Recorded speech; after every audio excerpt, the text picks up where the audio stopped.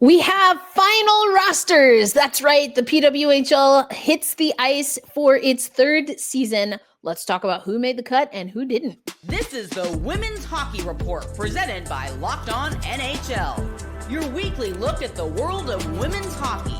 From the PWHL to the international stage, it's the Women's Hockey Report on the Locked On Podcast Network. Your team every day. Hello, women's hockey fans. Happy opening weekend. Erica L. Ayala here with Rachel Donner. We are your hosts of the Women's Hockey Report. Again, Rachel, the co-host of also the co-hosts of Locked On Flyers and Locked On NHL.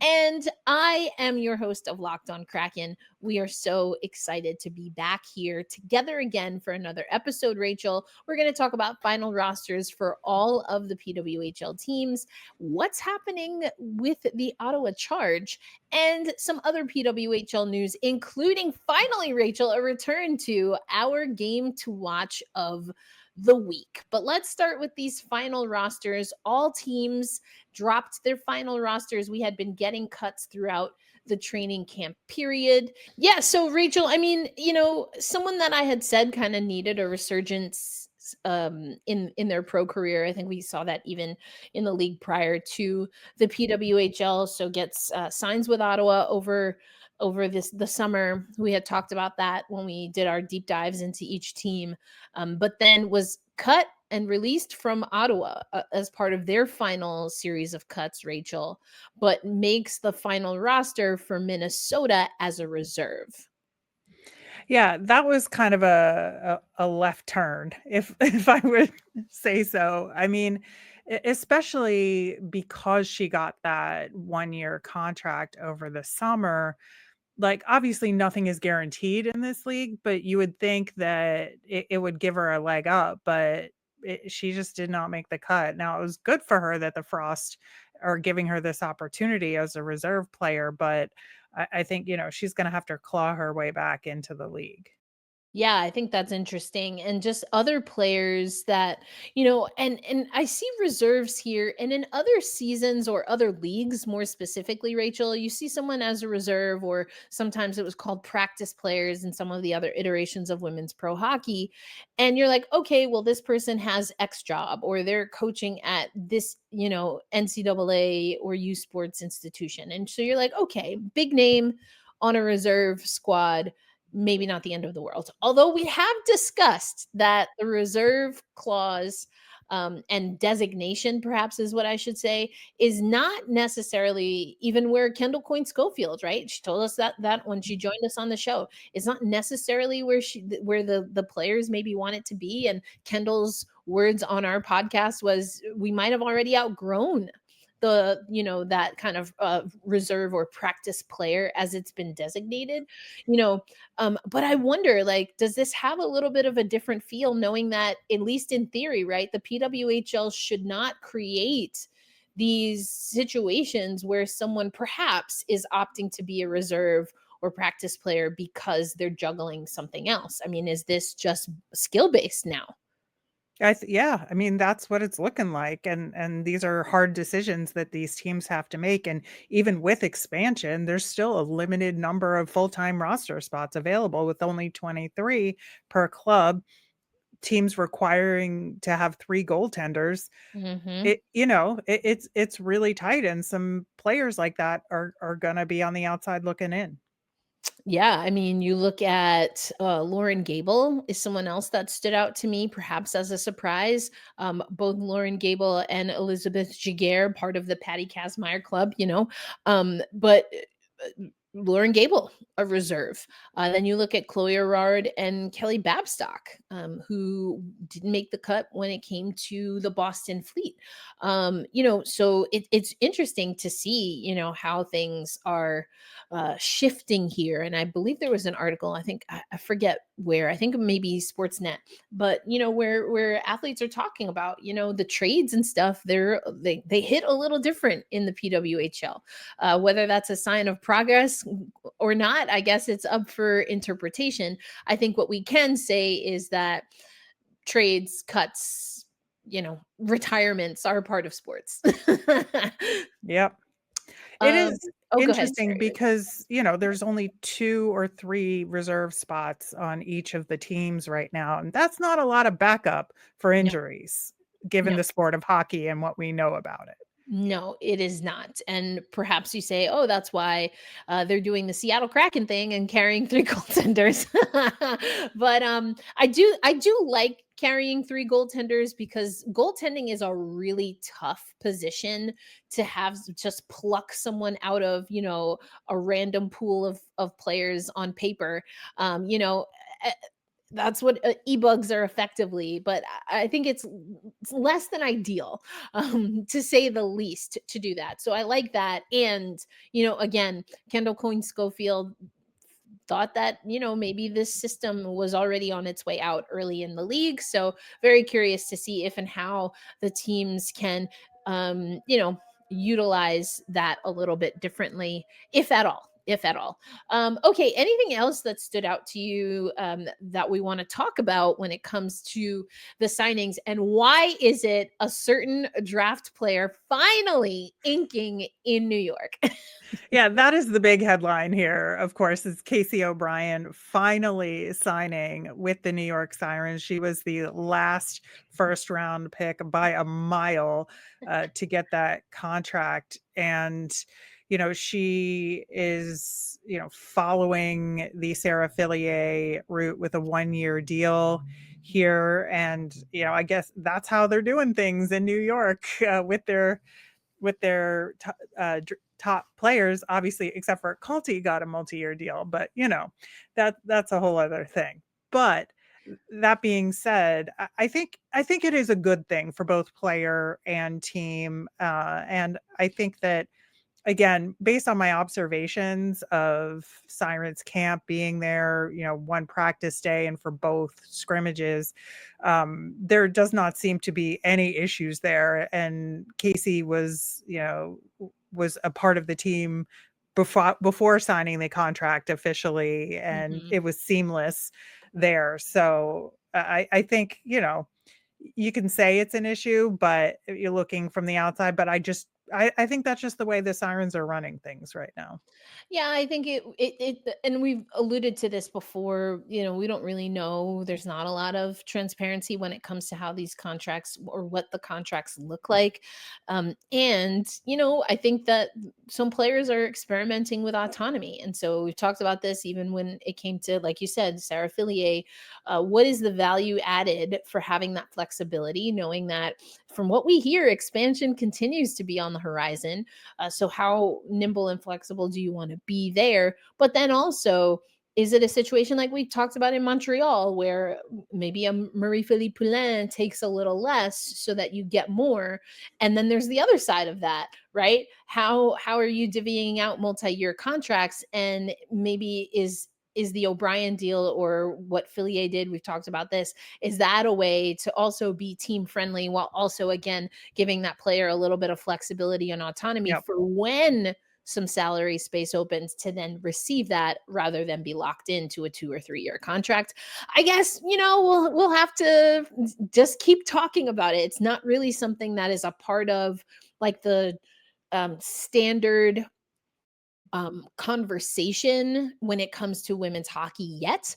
But it took a while with other women's leagues, and I always think it's hilarious that people think when women talk money that we're being somehow rude or indignant, as if we don't have bills to pay as well. But anyway, I digress.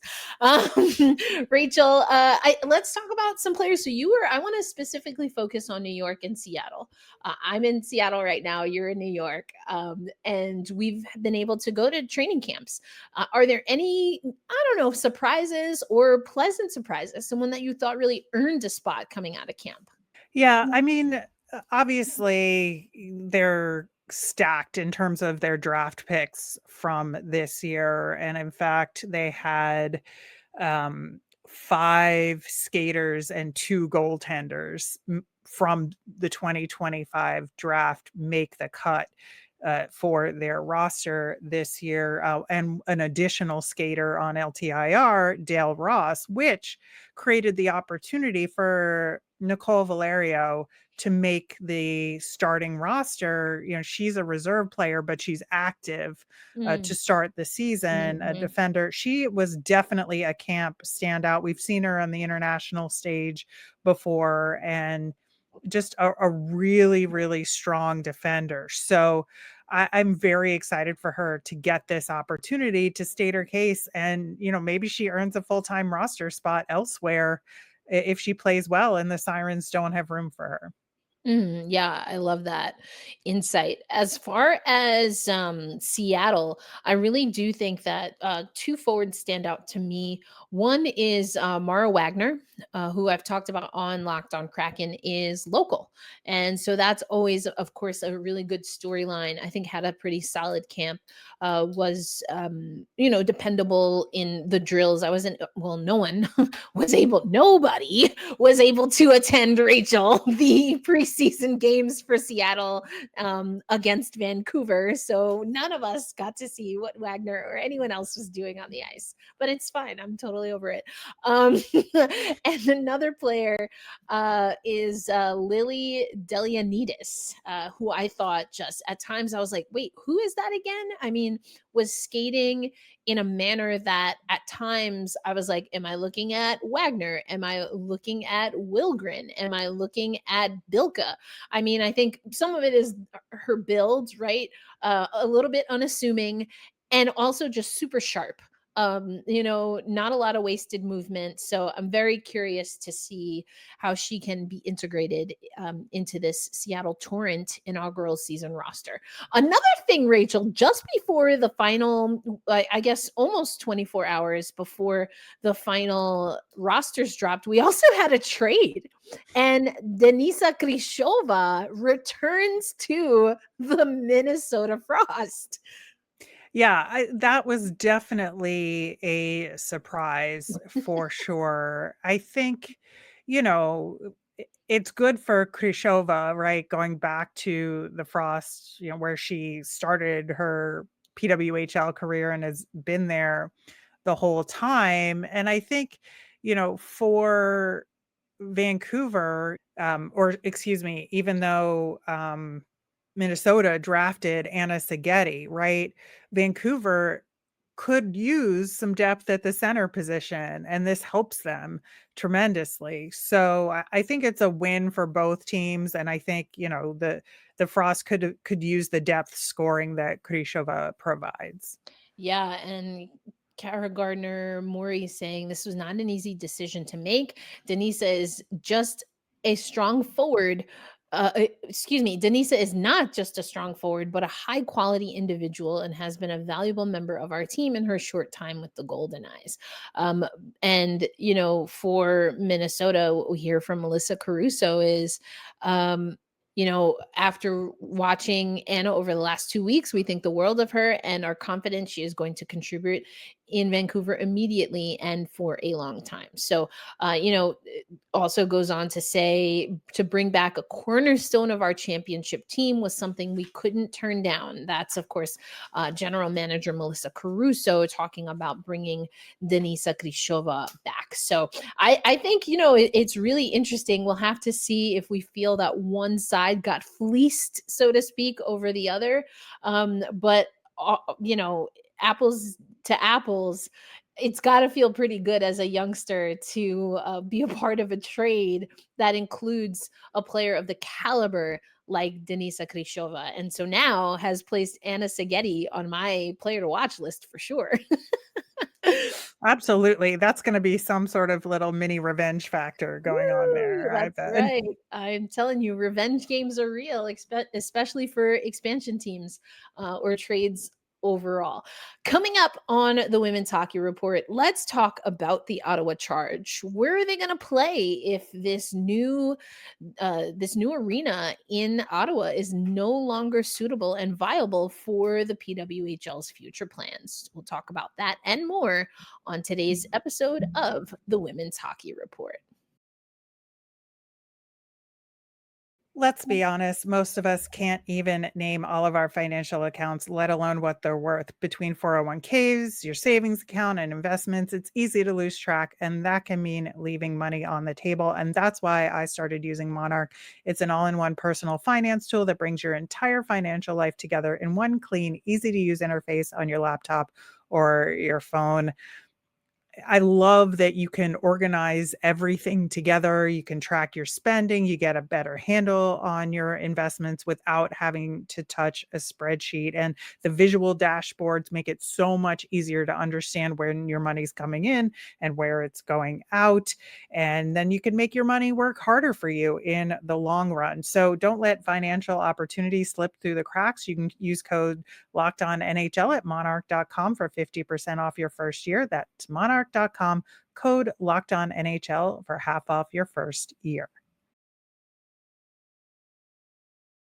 Hey, we appreciate you making the Women's Hockey Report part of your daily destination, your first listen of the day, your late night listen, definitely your listen after listening to Locked On NHL on Friday with Rachel Donner and Gil Martin, of course. We're right here on that Locked On NHL channel with our brethren over in the NHL.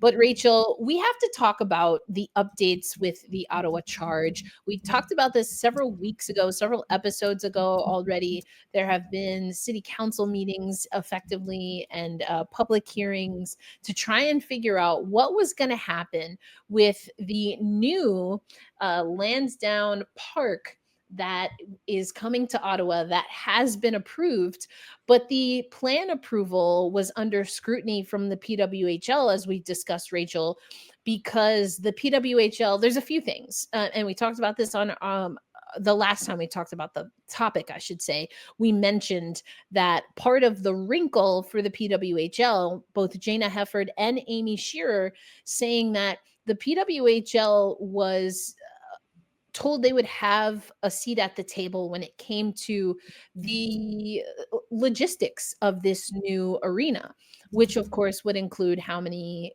it could seat. And we found out that that did not come to pass. The PWHL was criticized for kind of being all gung-ho for the plans in Ottawa, to which, again, Shearer and Hefford said, well, they were playing nice in the sandbox effectively, right, Rachel? They were asked to get on board. They were told that they would have a seat at the table and that they would be privy to important conversations such as attendance and total attendance. And so they acted in good faith, I guess, is effectively what they would say. But now they do not approve effectively of this new facility. And Rachel, what we heard from Amy Shearer is, we will not, quote, we will not play in a 5,500 seat building. We will not play at Lansdowne 2.0.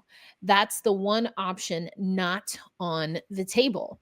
But what we're also hearing from the organization is that the Ottawa Charge, and what we know, Rachel, is they have a good connection with their fan base and thus the community. And so there's a desire to keep the Charge in Ottawa. But if they're not going to play at the new facility, then what does that really leave as far as viable options? Yeah, it's going to be really interesting because, as we know, the Ottawa Senators are in the process of getting a new building as well. And obviously that's a much bigger building, but the timeline for construction on that is much further out, is my understanding, to Lansdowne. And so are the Charge and the league willing to have a stopgap measure in between and just ride out the initial building lease and then, figure something out for a couple of years and maybe approach the Senators and attempt to share the building? Yeah. And, we have heard critiques and criticisms from, members of either city council or local, people from the local business community that perhaps, from their eyes, this could be a play for just that, what you said, Rachel, that the latter piece of that, which is that, is this just a play for the PWHL through the Ottawa Charge to kind of force the issue and get themselves out of perhaps a lease agreement that they don't find favorable. Again, that's not me reporting that. It's just reporting that that has been part of the very public part of the conversation, Rachel. And, also the PWHL playing a little hardball saying, we chose Ottawa for a reason. The fans have been wonderfully supportive. We'd like to find a solution that works for us, Shearer said, quote, but the city hasn't made it easy for us and it's disappointing. So again, the mayor saying that the league is quote applying pressure during its negotiations with OSEG on a new lease to quote get the best deal possible. And again, that has been kind of an indictment of the league. But in just reading that, Rachel, isn't that kind of what a lot of people are trying to do? I guess the mayor feeling it's an underhanded way of trying to get the best deal. Yeah, it is interesting with the PWHL being structured the way it is as one single entity, right? Because in some ways they wield a lot of power along those lines, and in some ways it gives them less power Mm, because they are a single entity and it's not a local ownership group. Because if it's a local ownership group with local money involved, or even if it's a local corporation involved in the ownership, then the negotiation is more likely, I think, to be amicable in that mm, process because there's already those pre-existing relationships in the background, right? Between, the haves, so to speak, in the city and the city, like people who run the city, right? But this is an outside single owned entity trying to impose its will on an entity within the city of Ottawa, and there's gonna be some protectionism there. yeah, 100%. And again, the back and forth. I was reading first from CBC, an article, and the Ice Garden also put out some things here talking about Ottawa feeling left behind for a lot of the reasons that I mentioned. They were very clear with their communication and were promised that they would be a part of these conversations around the 2.0 version of the arena. That did not happen. And so, quote, we felt we were forced to go public because we were really just left behind. And the city was very clear on where we fit in the ecosystem of their sports, which is nowhere. That's a tough Oof. one, I'm sure, for Yeah. Ottawa Charge fans to hear, because it's sounding a little bit, Rachel, like some of these WNBA, WNBPA conversations where it's like, I don't impasse is not even the right word. It's like we've drawn a line in the sand here. So who's gonna blink or flinch first kind of vibes? I don't know. Yeah. So again, what happens to the Charge? Where do they go? Yeah, and, of course, it's always the fans that are suffering the most because it's the indecision, it's the wait and see game, and they're in limbo, right? Yeah. Until this is resolved, and, it's not fair to that fan base who, to your earlier point, has been tremendous in establishing itself as, a founding member of this league. Yeah. I don't know. It's really interesting, including that, we've also heard the PWHL say, they don't want to play in that smaller venue. That being said, even if they try to keep the team remotely close to Ottawa, are they going to have to relent on that specific point at some time, Rachel, even if it is temporary? Are they going to be able to find a facility within the area, or even, let's just put it on the table, right? Let's say they move to another city, another one of the cities that we've been seeing in the takeover tour. I mean, Chicago's on there twice, right? Detroit's on there twice this year. Can they guarantee that? And I don't know. But again, maybe that's what these RFPs, all of that documentation was, to make those moves. And if I'm being honest, uh, although I think the conversation, at least how it's being played out in media, I'm not from Ottawa, so I don't listen to their city council, or haven't listened to in full their city council sessions to have a true background of what's going on, and how it relates similar, or how it's similar or different to other events that are happening in Ottawa, right? But what we do know is that this is a part of sports business. These kinds of things happen a lot. And, is it a rite of passage? Is that how you want to think of it?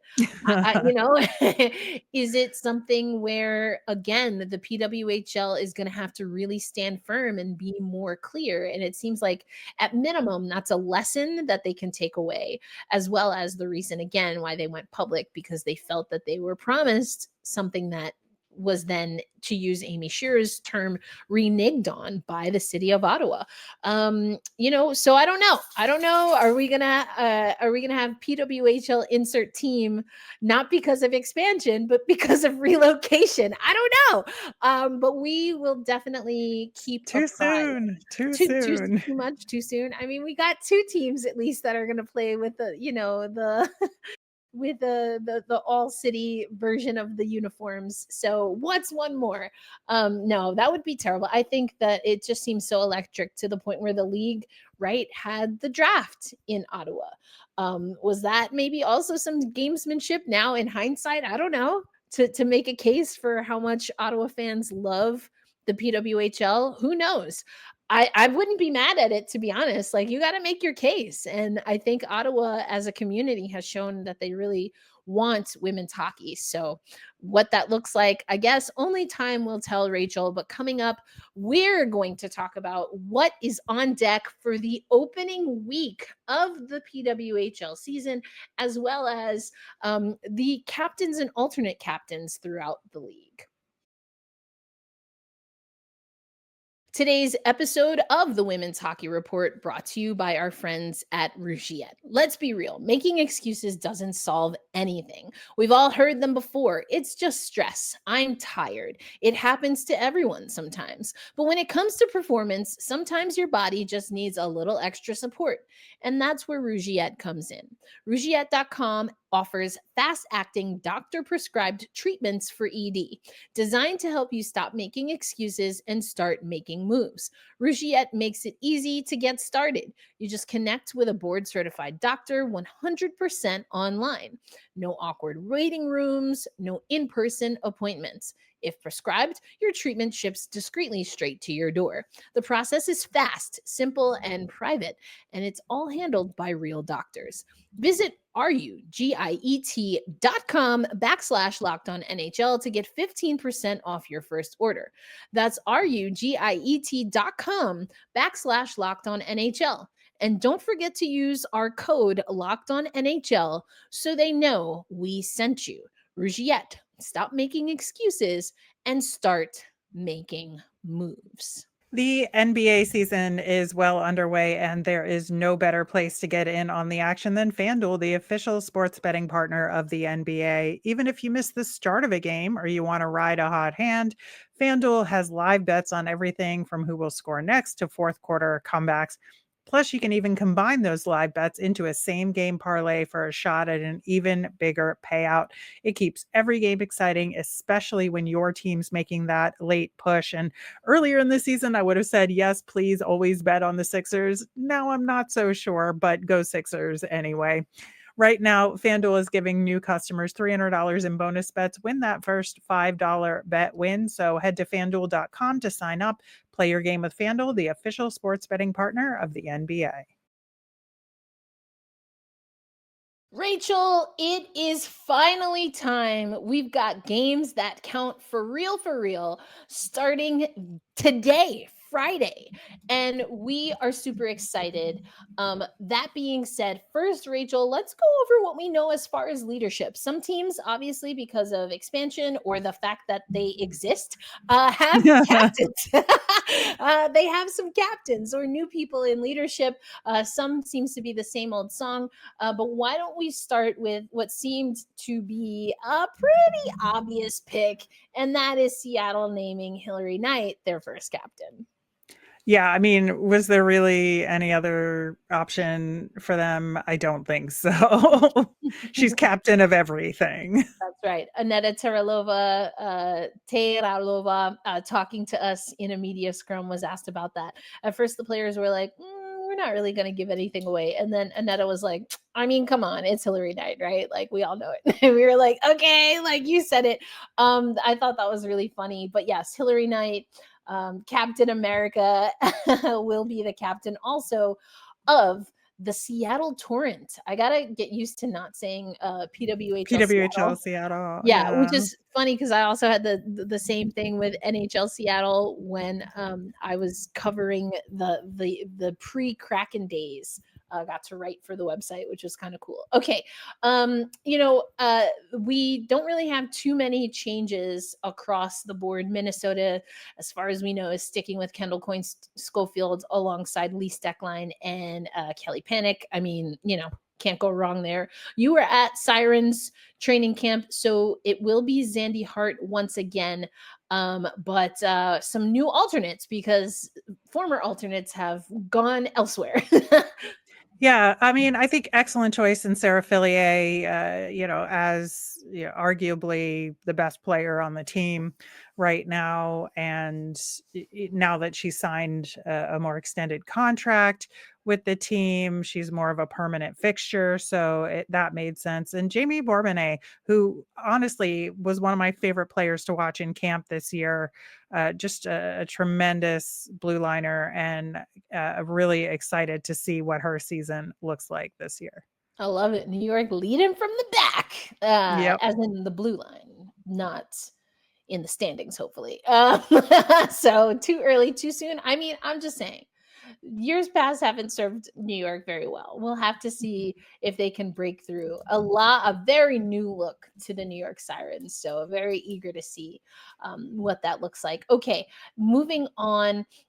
We actually don't have, at least at the time of this recording, Vancouver. So maybe in the same way that we said it was pretty obvious to have Hilary Knight as your first captain. Rachel, do you have a feel for who you think it just makes sense to be the first captain of the Vancouver Goldeneyes? I mean, Sarah Nurse. I was thinking Nursey makes a lot of sense. If you look at that roster, right, you also have players like, Michelle Carvinen is there. You've got Teresa Vanishova. I don't know that she would necessarily step up for that role, but someone that you could have. I don't know. Some people feel that it's a little controversial to have goaltenders be named as captains because, like, the function of a captain on the ice is a little different. And if ever, I would say maybe you give a captaincy to a goaltender. I could see MASH being up there. Yeah, maybe she gets an A. They could be, and this could be completely off base based on our recording time versus when announcements are made, but this could be part of their in-game introduction for their inaugural game in terms of naming the leadership. Like, you won't see it until they wear the jerseys out on the ice. Ooh. But, I would put money on Sarah Nurse as captain, and I think that MASH has a shot at getting an A. I could see it. I could definitely see it. Maybe you throw in someone like, Sophie Jakes, I think still one of the younger players on this team. You've got like an Claire Ashley Thompson. Bell. Yeah, that Claire Thompson, Emma Greco, I guess, those are decisions that they're made in the locker room, or at least in part made in the locker room for a reason, right? The players are going to know what voice they are going to listen to when it's crunch time. So I think it'll be curious to see how it pans out there. So speaking of goaltenders, with the leadership on their squad, expecting that everything will be the same in Montreal, Marie-Philippe Poulin will wear the captain letter C for Montreal, with Laura Stacey and Renée Desbiens as the alternate captain. So there you go. Not unprecedented, as you said, to have a goaltender as an alternate. Yeah, so there you go. I still say give him the C, dang it, and then let the alternate, like, how much, that's like really good delegation. It's like you're the captain and the goal saver, and then you're like, oh, we got to talk to it. You go ahead, one of my alternates, go out there, have a chat. But I don't know. I also like chaos, so there you go. And Fair enough. Disruption and non-traditional anything, especially if it's going to make the bro dudes mad. So we do it for the ladies. The innovation in women's sports. We love it. We love it here. Okay. I think we went through everyone. Oh, and Boston. So we've actually got Toronto. So Blair Turnbull, Renata Faust. As far as I know, they haven't named an additional alternate captain. And then we also have in Boston with, of course, Hilary Knight wearing the C in Seattle. That opened up space for Megan Keller to wear the C in Boston this season. Yeah, I love that for her. I think it makes sense. And then Jamie Lee Rattray and Alina Mueller, both veterans who I think are going to be important in this season for, I think, a transitional Boston fleet, we'll say. Yeah, I think that's very fair. Again, we got into that in our deep dive. I love Jamie Lee Rattray, won with the Markham Thunder in the same year that the Rivet in the CWHL, won with Markham in the same year that the Riveters won in the NWHL. So always a special place in my heart for that Markham Thunder team, which included the at least last time we were on the microphones, the aforementioned Megan Bozak, who apparently did not stop wearing Canadian jerseys with her time in Markham. Okay. I'm still not over it, Rachel. I'm still not over it. Rivalry series, and you see Megan Bozak in a Hockey Canada sweater. But I mean, USA Hockey handled business on the ice. So there you go. They got their clap back. Fair enough. Fair enough. All right, we're going to close out the show with our game of the week. First, let's give you the rundown. So, in the first week of action, the first game of season 3 is Minnesota hosting Toronto. That's going to be at 6 p.m. Central Time. You can watch that on TSN, and then FanDuel Sportsbook Network is the regional partner for Minnesota. YouTube is also available that same day with a 7 p.m. Pacific time puck drop.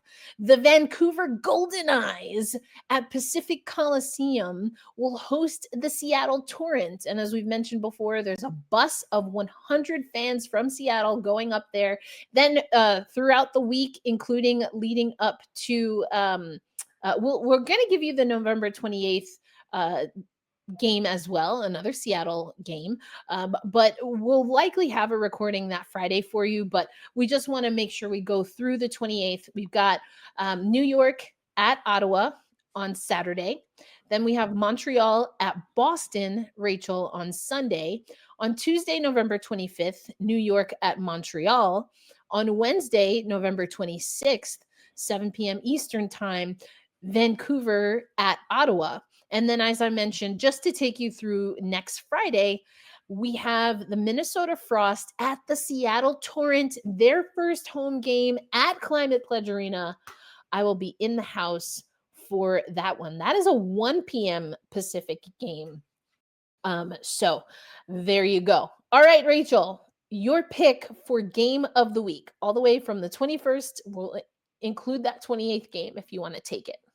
Yeah, I mean, I'm going to leave you the one that I think you're going to pick, even though that would probably be my game of the week. Say it. Go for it. Just because like Seattle and Vancouver, that's the two new teams. Like that's probably the most exciting. Although I am tempted by the banner raising curse in Minnesota. Like, will Toronto spoil that for them? I think that's my secondary game. Ooh, that's a good one. You know what? I, of course, have eyes, golden eyes, if you will, on the Vancouver home game. But again, since we're incorporating also the 28th, I actually was going to pick that one because it's the first home game. I will be at that game. And it's also the first time we get to hear Allison Lucan and the crew on that call. So I know Seattleites are super excited to see that some Seattle Kraken broadcasters are making their way over to the PWHL. But again, if I could put bias aside as the host of Locked on Kraken, where we also cover the Seattle Torrent, because our entire second segment, Rachel, was dedicated to what's going on in Ottawa. The fact that the Ottawa Charge in opening week have 2 home games, I mean, I'm looking to see the size of the crowd, the noise of the crowd, What are the The signs? signs. Exactly. You get me. They're going to take on New York and Vancouver. Like, what are we going to see? Are we actually going to see it on the broadcast, or are we going to have to save those nuggets for social media? I think that's going to be really interesting. It is, especially because signs in hockey have been a hot topic again recently. So Ooh, yes, indeed. Well, we're just going to have to see what happens. But if you are going to any of these games in opening week, make sure you leave us a comment. What game are you most excited for? You can comment on YouTube, of course, and you can follow us at women's_hockey_report on TikTok. That's for the show. You can also find Rachel and I on Blue Sky and other social media outlets, and you can find those links in the show notes. But for Rachel Donner, my name is Erica L. Ayala. A reminder that women's hockey is back. Say it loud, say it proud. The PWHL hitting the ice again. Of course, NCAA is still going on, and all in a lead up to the 2026 Winter Olympics in Italy. We'll cover it all here for you at the Women's Hockey Report. If you're not already, subscribe to the Locked On NHL channel, and you can do that on YouTube or at your audio platform of choice. That's where you will find the Women's Hockey Report. Please do engage and leave comments on any of our content so we can continue to grow women's hockey on the #1 sports podcast network. So that is us here at the Locked On Podcast Network. For Rachel Donner, again, Erica L. Ayala here, and we will catch you on the next episode of the Women's Hockey Report. Peace out, everybody.